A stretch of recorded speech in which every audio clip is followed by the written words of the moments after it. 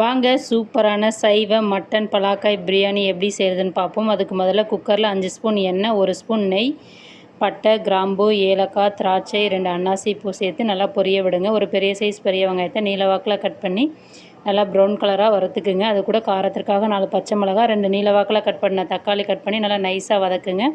2 table spoon இஞ்சி பூண்டு paste add பண்ணுங்கள். அதையும் நல்லா வதக்குங்க. இப்போ நம்ம ஒரு 300 கிராம் எடையுள்ள பலாக்காயை தோல் நீக்கி சீவி வச்சுருக்கோம். அதை ஆட் பண்ணிவிட்டு 2 ஸ்பூன் மிளகாய்த்தூள், 2 ஸ்பூன் கரம் மசாலா, 2 ஸ்பூன் கொத்தமல்லி தூள், 2 ஸ்பூன் குழம்பு மிளகாய்த்தூள், சுவைக்கேற்ப உப்பு ஆட் பண்ணி நல்லா வதக்குங்க. ஒரு கைப்பிடி அளவு புதினா, ஒரு கைப்பிடி அளவு கொத்தமல்லி, 3 ஸ்பூன் கெட்டி தயிர், புளிப்புள்ள தயிர் ஆட் பண்ணி நல்லா மிக்ஸ் பண்ணி 2 நிமிஷம் வேக வைங்க. இப்போ நான் 1 கப் பாஸ்மதி ரைஸை 20 நிமிஷம் ஊற வச்சு எடுத்திருக்கேன். 1 கப்புக்கு 2 கப் வீதம் தண்ணி ஊற்றிட்டு மேலே கொஞ்சம் புதினா கொத்தமல்லி இலைகள், நெய் 1 ஸ்பூன் சேர்த்து கேஸ்கட் போட்டு குக்கரை மூடிட்டு ஒரு 3 விசில் விட்டு திறந்தனா சூப்பரான சுவையான மட்டனுக்கே டஃப் கொடுக்கக்கூடிய பலாக்காய் பிரியாணி